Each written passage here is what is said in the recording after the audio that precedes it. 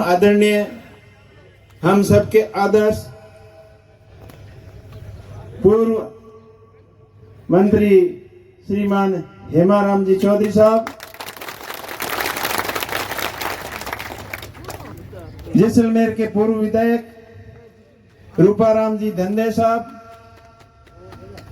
पसपदरा के पूर्व विधायक मदन जी प्रजापत, चौटन के पूर्व विधायक पद्माराम जी और आज ही नवनियुक्त बाड़मेर कार्यकारी जिला अध्यक्ष गफूर खान जी, बालोतरा के नवनियुक्त कार्यकारी जिला अध्यक्ष गोपाराम जी,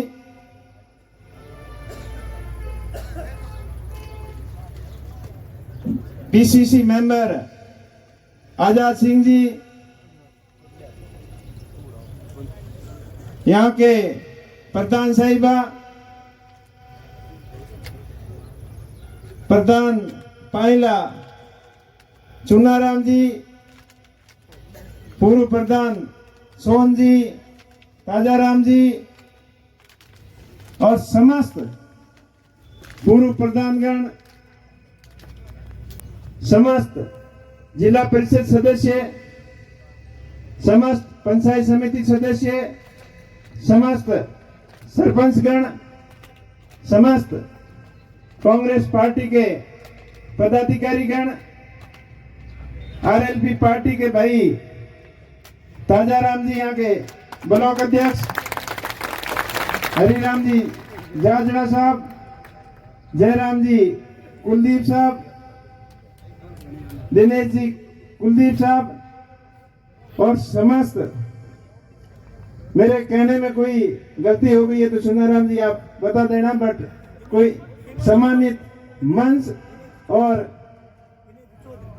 दिनेश जी चौधरी ब्लॉक अध्यक्ष, समस्त जनप्रतिनिधिगण, सरपंचगण और दूर दराज गांव ढाणी से आए हुए मेरे पिता तुल्य बुजुर्गों, युवा साथियों, आज आप बड़ी संख्या में यहाँ उपस्थिति दर्ज कराकर ये साबित कर दिया कि कांग्रेस पार्टी और राष्ट्रीय लोकतांत्रिक पार्टी का जो गठबंधन है वो राजस्थान को एक नई दिशा देगा और राजस्थान में बदलाव की शुरुआत यहाँ बाकासर बॉर्डर से शुरू होकर हरियाणा के हिसार बॉर्डर तक कंटिन्यू कांग्रेस की और आरएलपी के गठबंधन की लहर चलेगी और आंधी और तूफान की तरह चलेगी।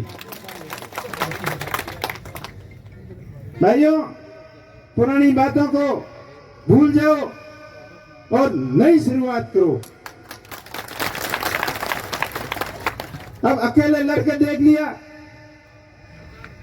अकेले लड़ने से पार नहीं पड़ती, इसलिए गठबंधन करना जरूरी था और गठबंधन का धर्म ईमानदारी से अपन सबको मिलकर निभाना है। मैं मेरी बात करूं तो मैंने पिछले 2 चुनाव बायतू से लड़े और बायतू की जनता ने मुझे खूब प्यार, प्रेम और आशीर्वाद दिया और दूसरी बार तो बिल्कुल ईवीएम के अंदर तो आपने जीता दिया था, लेकिन मेरा भाग्य नहीं था, या यूं कहो कि जयपुर वाला रास्ता मेरे लिए ठीक नहीं था, इसलिए चुनाव शायद मेरे पक्ष में नहीं रहा, क्योंकि मेरा लगाव शुरू से दिल्ली से रहा है। जब 1995 में मैंने 12वीं की परीक्षा या बालोतरा से पास की और बालोतरा 12वीं पास करते ही रोजगार की तलाश में आर्मी की भर्ती हो चाहे पुलिस की भर्ती हो, इसकी भागदौड़ में लगा हुआ था और आर्मी की भर्ती होने के लिए मैं जैसलमेर जा रहा था तो शिव पहुंचा, तब पता चला कि वो तो भर्ती कल हो गई। तो किसी सज्जन ने मुझे बताया कि वापिस आप जाओ और बाड़मेर के अंदर एक दिल्ली पुलिस की भर्ती आई हुई है। हमारे लिए नाम भी नया था। उस समय माननीय राम निवासी मिर्जा साहब अपने यहाँ के सांसद हुआ करते थे और उनकी एक दूरगामी सोच थी कि दिल्ली को मजबूत करने के लिए दिल्ली के अंदर दिल्ली की पुलिस समस्त राज्यों से सिलेक्ट करके लाए ताकि दिल्ली का शासन सही हिसाब से चलता रहे। भाग्य की बात थी, वहां गए और वहां भर्ती हो गए। उसके बाद में दिल्ली पुलिस की 10 साल तक नौकरी की, लेकिन नौकरी में भी मेरा ज्यादा वहां मन नहीं लगा। शुरू से ही कुछ नया करने की इच्छा रहती थी। मेरी इच्छा तो थी कि वहां से मैं पढ़कर अच्छा बड़ा अफसर बनूं और अफसरों की लाल बत्ती वाली गाड़ियां देखते थे तब अंदर से एक नई आवाज आ रही थी कि भाई तुझे ये कांस्टेबल की नौकरी नहीं करनी है, अफसर बनना है। प्रयास किया लेकिन उसके अंदर सफलता के इर्द गिर्द थे नहीं। तब नौकरी को छोड़कर अपना खुद का व्यवसाय वहीं दिल्ली से ही शुरू किया और वहां नौकरी करते करते 2006 के अंदर अपना खुद का काम शुरू किया और वो भी हैंडीक्राफ्ट का एक्सपोर्ट का काम बहुत बढ़िया चला। 2010 आते आते बढ़िया काम चल रहा था और मैं जर्मनी के अंदर बैठा था। तब गांव वालों ने एक नई पुकार लगाई कि उमेश जी आपको गांव का सरपंच बनाएंगे। कुछ दिल मान नहीं रहा था लेकिन मनवार का कच्चा था। लोगों ने मुझे कई बार बोला तो हाँ भर्ती आ गया। गांव वालों ने सरपंच बना दिया। सरपंच में भी जमा नहीं मामला। तो ऐसे कुछ प्रोग्रेस करने के लिए कुछ करना पड़ेगा। तो काम थोड़ा डिस्टर्ब हुआ तो काम की नई लाइन पकड़ी, कंस्ट्रक्शन का काम शुरू किया और 2018 आते आते जब जयपुर के अंदर बहुत बड़ा एक रेला हुआ था, हनुमान जी ने किया था और उसमें सबसे ज्यादा भीड़ अपने बाड़मेर जिले से गई थी। तो वहां भी संभावनाएं देखकर कुछ अच्छा करने का था, लेकिन वक्त ऐसे आया कि जो उसके अंदर होना था वो हो नहीं पाया। तो ये तो थी कुछ बातें जो आपको मैंने मेरी निजी राय बताई। अब मैं आदरणीय हेमाराम जी का बहुत बहुत धन्यवाद देना चाहता हूं कि इन्होंने पूरे बाड़मेर जिले की अपनी कांग्रेस के नेताओं से, चाहे रूपाराम जी हो, चाहे अमीन खान जी हो, चाहे गफूर खान जी हो, चाहे पद्माराम जी हो, चाहे साले मोहम्मद जी हो, चाहे मानवेंद्र जी हो, कर्नल साहब हो, सबसे विस्तृत विचार विमर्श करके मदन जी वगैरह सबसे पूरे ब्लॉक अध्यक्ष सबसे विचार विमर्श करके ये निर्णय लिया। और मैंने भी जब 23 वाला रिजल्ट आया तो उसके बाद में पूरे जिले की ऐसी भावना थी कि उमेश जी अब इस पार्टी से अकेले से आप आगे नहीं बढ़ सकते, आपको कुछ निर्णय लेना पड़ेगा। तब आम लोगों की, आम जन की ये भावना थी कि आप कोई बड़ी पार्टी पकड़ो।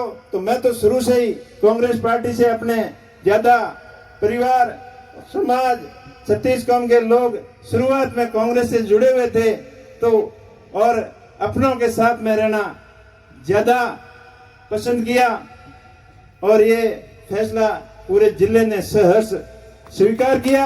मैं धन्यवाद देना चाहता हूँ हेमाराम जी को, पूरी टीम को, पूरी बाड़मेर जैसलमेर बालोतरा की जनता को और अपने प्रदेश कांग्रेस कमेटी टीम और all India Congress committee team को कि मेरे जैसे साधारण परिवार से जन्मे एक मामूली व्यक्ति के ऊपर आपने इतना बड़ा भरोसा किया।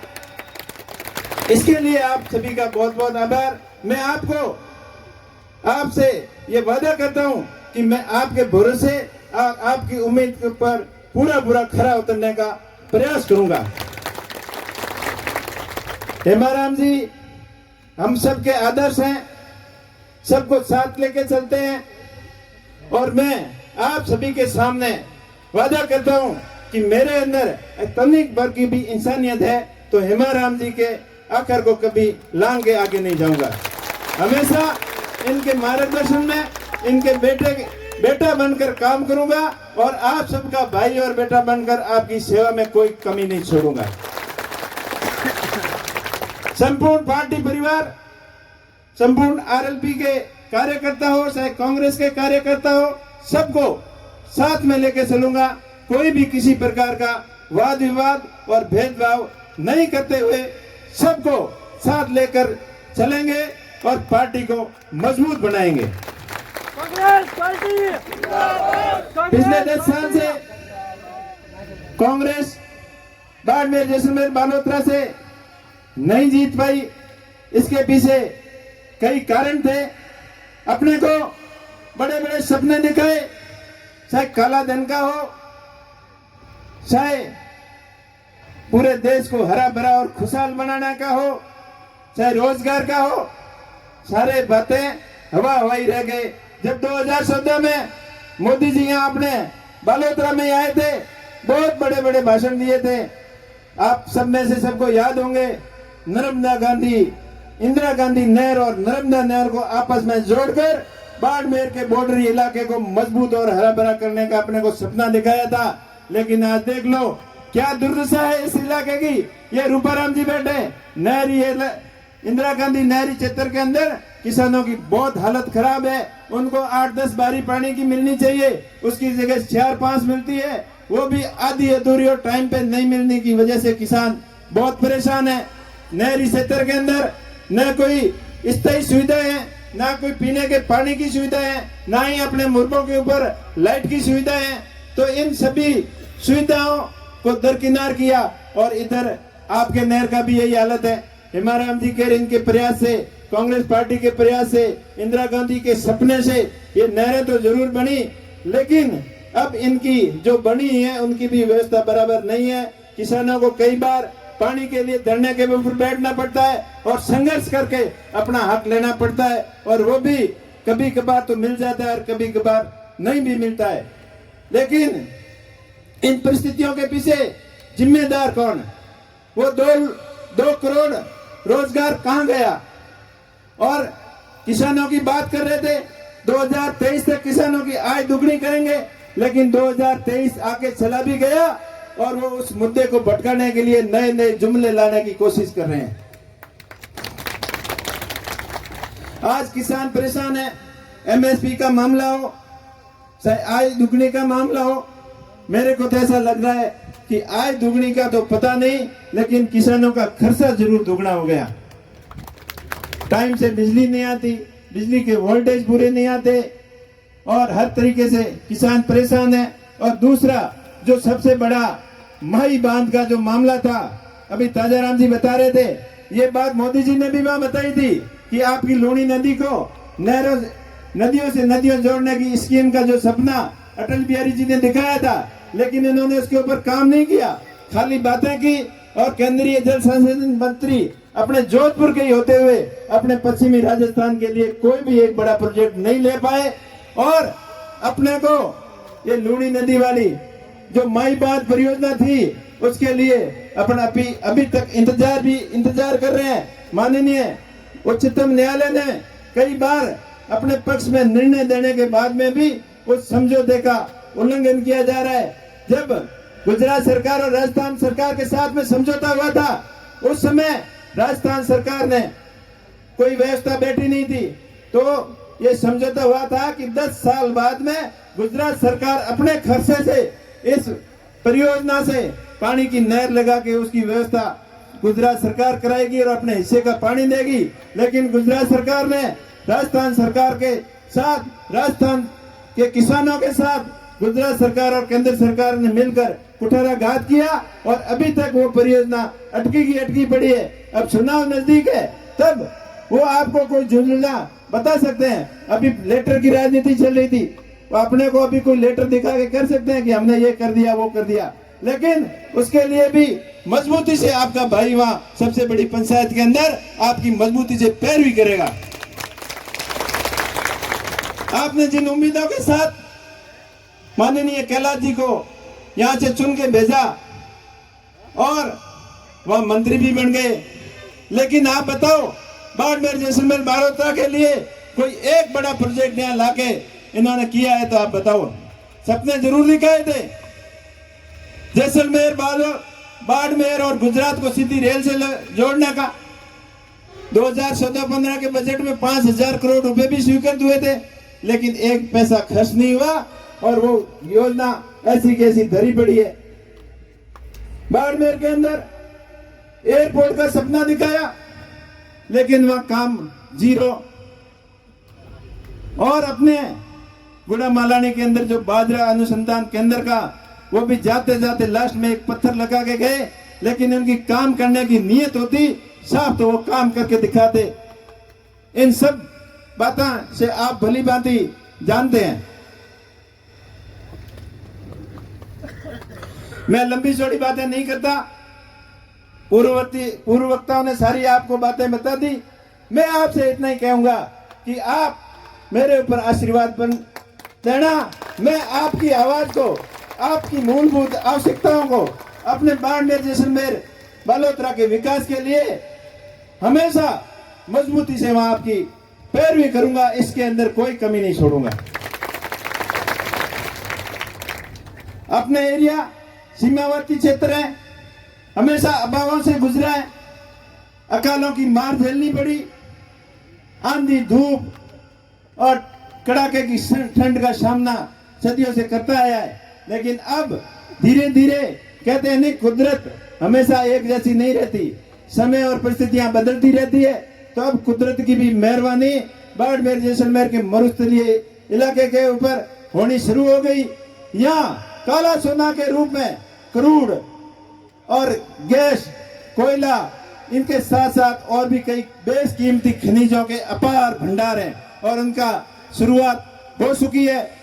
रिफाइनरी जो पिछली कांग्रेस सरकार ने 2013-14 के अंदर या उद्घाटन किया था, उसका काम धीमा तो जरूर हुआ, लेकिन प्रेशर से शुरू हुआ।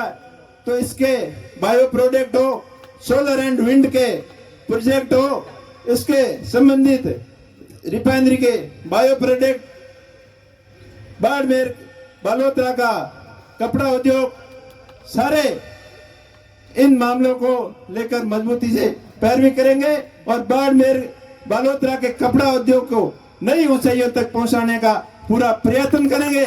क्योंकि कपड़ा व्यापारी आज बालोतरा में सबसे ज्यादा परेशान है, उनके ऊपर पॉल्यूशन का डंडा हमेशा चलता रहता है। लेकिन केंद्र की सरकार उसने पॉल्यूशन के ऊपर कोई विशेष बजट देकर इस कपड़ा उद्योग को जीवित करने के बजाय हमेशा डंडे की मार से उसको दबाने का प्रयास किया। कपड़ा बनता है महाराष्ट्र में प्रोसेसिंग के लिए, यहाँ आता है।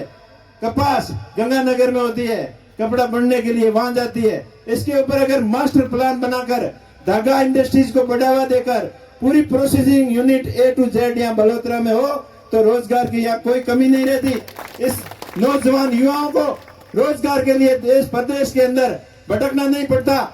इन सभी मुद्दों को लेकर मजबूती से आपकी पैरवी करेंगे।